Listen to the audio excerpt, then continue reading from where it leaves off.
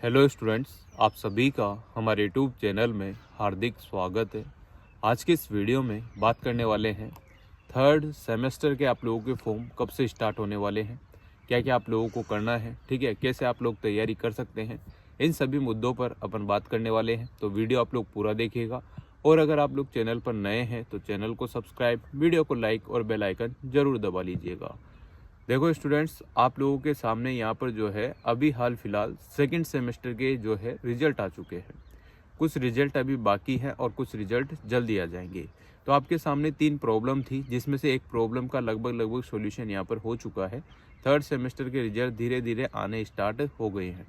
बात करते हैं फर्स्ट सेमेस्टर रिवोल्यूशन के, जिनके भी रिजल्ट बचे हुए हैं वो भी जल्दी आ जाएंगे।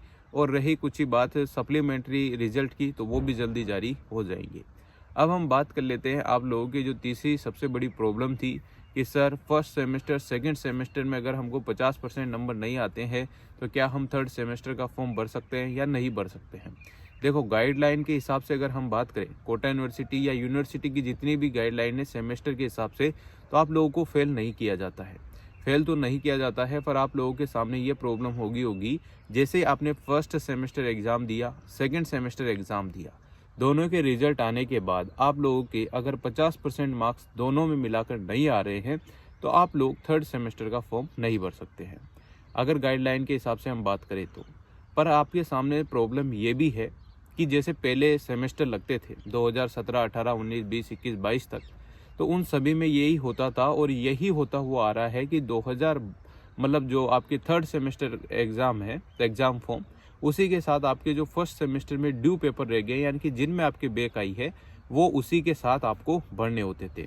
जैसे आप लोगों के मान लो फर्स्ट सेमेस्टर में बैक है, अब आप उसका फॉर्म भरना चाहते हैं तो आपको थर्ड सेमेस्टर का एग्ज़ाम फॉर्म जब भी स्टार्ट होगा, यानी कि जल्द ही स्टार्ट हो जाएगा, उम्मीद है कि जनवरी के लास्ट तक तो आपके जो थर्ड सेमेस्टर एग्ज़ाम फॉर्म है वो स्टार्ट हो जाने चाहिए।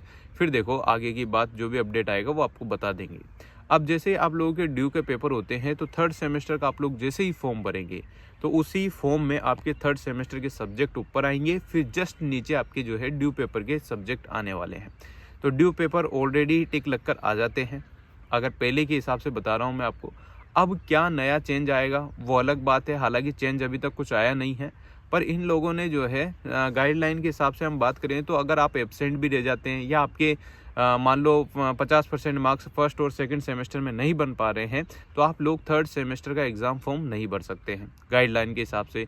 पर थर्ड सेमेस्टर का एग्ज़ाम आप लोग नहीं भरेंगे तो ड्यू पेपर के फॉर्म भी तो उसी के साथ ऐड होकर आते हैं, वो कैसे भरोगे। तो ये थोड़ी असमंजस भरी स्थिति है। इसका क्लेरिफिकेशन आप लोगों को जब भी फॉर्म निकलेंगे उसके हिसाब से ही आपको आइडिया लग पाएगा। फॉर्म निकलने के बाद थर्ड सेमेस्टर के जैसे ही फॉर्म निकलेंगे तो आप लोग फॉर्म भर दीजिएगा। फॉर्म भरने के बाद आपको नीचे जो ड्यू पेपर आएंगे, अगर आपका फॉर्म सबमिट हो जाता है तो आप थर्ड सेमेस्टर और ड्यू पेपर का एक साथ फॉर्म भर सकते हैं। और अगर नहीं आता है और अलग से ड्यू पेपर के लिए, यानी कि जो आपके बैक आई है उसके लिए अलग से फॉर्म भरने में आएगा, तो भी आप लोगों को बता दिया जाएगा।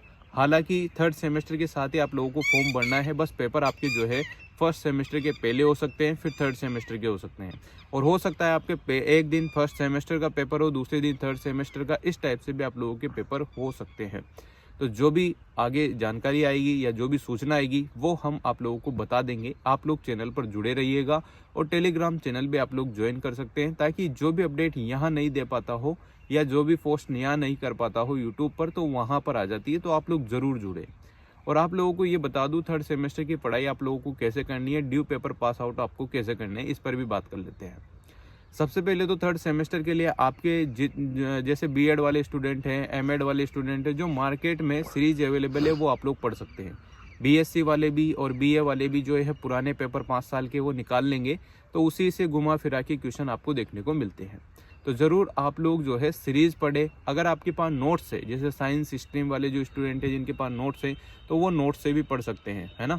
जिसकी कोचिंग से वोचिंग से जो भी नोट्स कबाड़ने हो उस हिसाब से आप लोग पढ़ेंगे तो भी आपके अच्छे मार्क्स आ जाएंगे। जब भी आप एग्ज़ाम देने जाते हैं तो विशेष तौर पर यह ध्यान रखें, जो सीरीज में या नोटबुक में आपने पढ़ा है उसका हूबहू आपको वहाँ पर कॉपी नहीं करना है। उससे रिलेटेड ही आप लोगों के जो मन में विचार चलते हैं उस हिसाब से आप लोगों को उसमें कॉपी भरना है। 35 पेज की कॉपी आती है तो 30+ पेज आप ज़रूर भरें। कॉफ़ी भरने का भी आपको बहुत इम्पोर्टेंट रोल है, उसके भी फ़र्क पड़ता है, उससे भी मार्क्स आपके अच्छे बनते हैं। अच्छी राइटिंग में लिखोगे, काटाफिटी नहीं करोगे और टॉपिक बना बना के चीज़ें लिखोगे, डायग्राम बनाकर लिखोगे तो बहुत अच्छे मार्क्स आपके बन जाएंगे। तो आप लोग अभी हाल फिलहाल जो टाइम आपको मिल रहा है वो प्रिपरेशन करो, है ना। ज़्यादा हाउलर करने की ज़रूरत नहीं है, आराम से अपना सिलेबस कवर कर लो। जब भी एग्ज़ाम आएंगे, जब आप लोग फॉर्म भर देना और जब एग्ज़ाम के टाइम टेबल आए तब आप लोग आराम से उसके एग्ज़ाम दे सकते हो। तो आज के वीडियो में इतना ही कुछ था। वीडियो अगर आप लोगों को अच्छी लगी हो तो like, comment, share and subscribe. Thanks for watching.